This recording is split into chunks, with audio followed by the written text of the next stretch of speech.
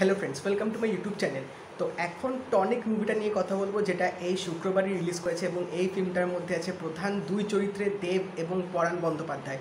তো টনিক ফিল্মটা কীরকম হলো এবং এই টনিক পরাণ বন্দ্যোপাধ্যায়ের জীবনে কতটা কার্যকরী হলো সেটা জানতে গেলে অবশ্যই রিভিউটা শেষ অবধি দেখবে।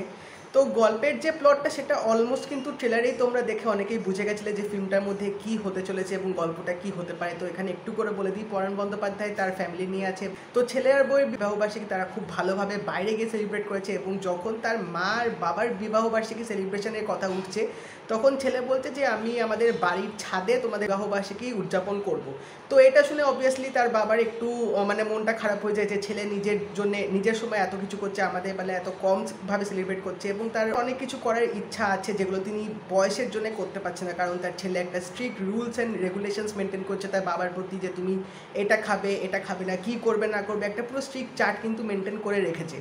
তো এই জীবনের মধ্যে হঠাৎ করে যখন দেব আসবে টনিক হয়ে পরাণ বন্দ্যোপাধ্যায়ের জীবনের মধ্যে, তো দেব এন্ট্রি নেওয়ার পর পরাণবাবুর জীবনটা কীভাবে পাল্টে যাবে এবং কেন পরাণবাবু বারবার বলছে যে তুমি এরকম টনিক যেন সবার জীবনে আসে, তুমি আসার পর আমার জীবনটা আরও ভালো হয়ে গেছে, সেটা জানতে গেলে অবশ্যই তোমাদেরকে এই ফিল্মটা দেখতে হবে।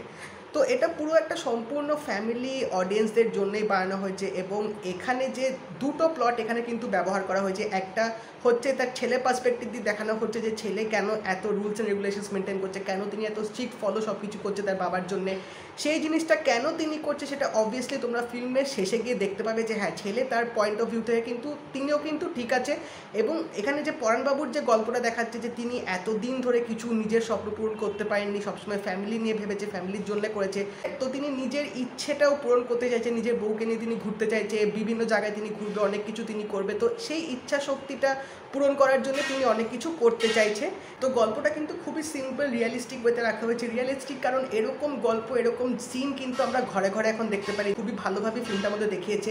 বাট এখানে যে ইমোশনস যে অ্যাঙ্গেলগুলো দেখানো হয়েছে সেটাও কিন্তু বেশ ভালোভাবে স্ক্রিন প্লেটার মধ্যে রাখা হয়েছে, যার জন্য কিন্তু তোমরা কিছু কিছু মুহূর্তে বেশ ইমোশনাল হবে এবং বেশ তোমরা রিয়েলাইজ করতে পারবে অবভিয়াসলি দুজনের পার্সপেক্টিভ, দুজনের পয়েন্ট অফ ভিউ থেকে। তো এখানে অ্যাক্টিংয়ের দিক থেকে বলতে গেলে obviously it's a completely one man show, that is Paran Bandyopadhyay. তার এখানে অ্যাক্টিং, তার এখানে তিনি যে জোশটা দেখিয়েছে পুরো ফিল্মটার মধ্যে, রিভার ড্রাফটিং করছে, মাউন্টেন ক্লাইম্ব করছে এবং পাহাড়ে যে তিনি যেভাবে একটা মানে খোলা পাখির মতো যে তিনি উঠছে, নিজের স্বপ্নগুলো পূরণ করছে এবং সেই পূরণ করার জন্য কী কী তিনি কাণ্ড কারখানা করছে, তার যে একটা যে এনার্জেটিক ভাইব পুরো মুভিটার মধ্যে দেখেছি, সেটা কিন্তু তোমাদের দেখতে দারুণ লাগবে। এবং এখানে দেবের পার্টটা হচ্ছে he is playing a part of a catalyst, যে এই স্বপ্ন পূরণগুলোকে এগিয়ে নিয়ে যাওয়ার জন্য আরও মানে সাহায্য করছে পরাণবাবুকে। তো এদের দুজনের কেমিস্ট্রিটা কিন্তু স্ক্রিনের মধ্যে তোমাদের দারুণ লাগবে এবং দেব আর পরাণ বন্দ্যোপাধ্যায় যে বন্ডিংটা দেখিয়েছে না, সেটা সত্যি ফিল্মটার মধ্যে বেশ ভালো ছিল। এবং এখানে দেবের অভিনয়টা নিখুঁতভাবে তিনি এখানে করেছেন, টনিকের ক্যারেক্টারটা সত্যি বেশ আমার ভালো লাগছিলো এবং তিনি কেন এই জিনিসটা করছে, কেন তিনি পরাণবাবুকে সাহায্য করছে নিজের স্বপ্নগুলো পূরণ করার জন্য, সেটা অবভিয়াসলি ফিল্মটার এন্ডে গিয়ে দেখাবে। তো এখানে নেগেটিভ পয়েন্ট যদি বলতে হয়, আমার একটাই নেগেটিভ পয়েন্ট লেগেছে, যেটা হচ্ছে ফিল্মটার ইমোশনসটা বেশ ভালোভাবে এখানে দেখিয়েছে, বাট আমার মনে হয় শেষের যে 10-15 মিনিট যে সেটা একটু তাড়াহুড়োভাবে করে দিয়েছে, যেটা আমার দেখে মনে হচ্ছিল, কারণ এন্ডিংটা খুব অ্যাব্রাপ্ট ওয়েতে দেখিয়েছে। আমার মনে হয় যদি আরও সময় নিয়ে আরও ভালোভাবে যদি এন্ডটা করতে পারতো তাহলে হয়তো আরও ফিল্মটা ভালো লাগতো। হ্যাঁ, অবভিয়াসলি একটা হ্যাপি এন্ডিং হবে, সেটা খুবই জানা ব্যাপার, বাট সেই হ্যাপি এন্ডিংটা এত তাড়াহুড়োভাবে দেখিয়ে দিয়েছে ফিল্মটার মধ্যে যে পুরো ফিল্মটা ভালো হওয়া সত্ত্বেও এন্ডিংটা গিয়ে আমার কীরকম একটু যেন লাগছিল। এবং তাছাড়া এখানে গল্পটা কিন্তু খুবই সিম্পল রাখা হয়েছে, এরকম গল্প তোমরা অনেক দেখেছো, এরকম ভাইব তোমরা অনেক জায়গাতেও পেয়েছো, কিন্তু তা সত্ত্বেও ফিল্মটার মধ্যে যে নতুন জিনিসটা তোমরা পাবে সেটা হচ্ছে ফিল্মটার ইমোশনস, ফিল্মটার যে মেসেজটা এখানে দেওয়ার চেষ্টা করছে সেটা কিন্তু বেশ ভালো লেগেছে আমার এখানে। এবং তাছাড়া এখানে যে কিছু কিছু ভিজুয়াল এফেক্টস অবভিয়াসলি সেটাকে আবার বলা উচিত না, কারণ বাজেট ওয়াইজ সেটা বেশ ভালো লাগছিল ফিল্মটার মধ্যে। বাট এখানে যে অ্যাকশানসগুলো যে দেখেছে পরাণবাবু, যেভাবে রিভার ড্রাফটিং করছে, যেভাবে মাউন্টেনে চলছে, যে দৃশ্যগুলো এখানে তিনি একা নিজে করেছেন, তার জন্য একটা হ্যাটস অফ, তিনি এইভাবে এত উদম এত এনার্জেটিক নিয়ে তিনি এই স্টান্টগুলো পারফর্ম করেছেন। এবং তার সাথে বাকি কো-অ্যাক্টার্স যারা ছিল, আমার ক্যারেক্টারগুলো বেশ ভালো ছিল, তো নিজেদের পার্টটা সবাই বেশ ভালো করেছে। এবং ফিল্মের যে টাইটেল ট্র্যাকটা অবভিয়াসলি যেটা দেবের মানে যখন এন্ট্রি হবে সেই গান সেই সিনগুলোতে দেখাবে টাইটেল ট্র্যাকটা, সেটা কিন্তু বেশ ভালো লাগছিলো। এবং লাস্টে দুটো স্যাড সং এখানে দেওয়া হয়েছে, যেগুলো আমার মনে হয় সিন ওয়াইজ বেশ ভালো ছিল। বাট লাস্টের যে ইমোশনাল মোমেন্টে যখন মানে দেব নিজের ব্যাপারে বলবে সেই সিনটা বেশ বেশ আমার ভালো লেগেছে। এখন এখানে যেভাবে তিনি পুরো ওই মোমেন্টটাকে ফুটিয়ে তুলেছিলেন সেটা সত্যি বেশ ভালো লাগছিল।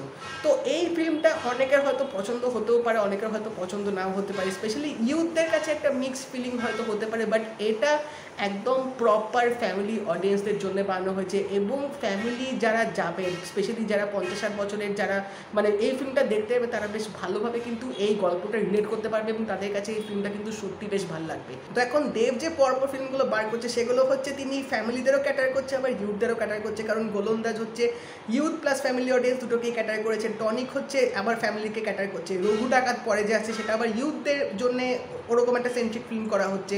আবার তারপরে যে কাছের মানুষ আসবে সেটাও সর্ট অফ ফ্যামিলি অডিয়েন্সদের জন্যই করা হচ্ছে। আবার কিসমিস মুভিটাও কিন্তু একটা ইউথ সেন্ট্রিকদের টার্গেট করে বানানো হচ্ছে। তো তিনি কিন্তু এই দুটো বেশ কিন্তু বেশ ভালোভাবে মেনটেন করছে, দুজনকেই কিন্তু মানে ফিল্ম দিয়ে তাদের ভক্তদের কিন্তু ক্যাটার করছে এবং অডিয়েন্সদের কিন্তু তিনি সন্তুষ্ট যথেষ্ট ভালোভাবে করছে। তো ফিল্মটা আমার বেশ ভালো লেগেছে। 2 ঘন্টা 15 মিনিটের মতো এই ফিল্মটা তোমরা বেশ উপভোগ করবে। হ্যাঁ, এক্সপেকটেশনস কিছু নিয়ে যদি যাও তাহলে একটু হয়তো হতাশ হতে পারো, বাট অ্যাজ এ মানে ক্রিসমাস মুড যে আছে, ক্রিসমাস ভাইব যে আছে, তোমরা এই ফিল্মটা ফ্যামিলিকে নিয়ে যাও, অবশ্যই মা বাবাদের সাথে এই ফিল্মটা দেখো, তারা কিন্তু দারুণভাবে ফিল্মটা উপভোগ করবে। তো যদি তোমরা টনিক ফিল্মটা দেখে থাকো তো অবশ্যই জানিও তোমাদের কেমন লাগলো। যদি এই ভিডিওটা ভালো লেগে থাকে লাইক করে দিও, শেয়ার করে দিও, চ্যানেলটা কিন্তু অবশ্যই সাবস্ক্রাইব করে দেবে, নোটিফিকেশন বেলটাও কিন্তু অল করে দিও।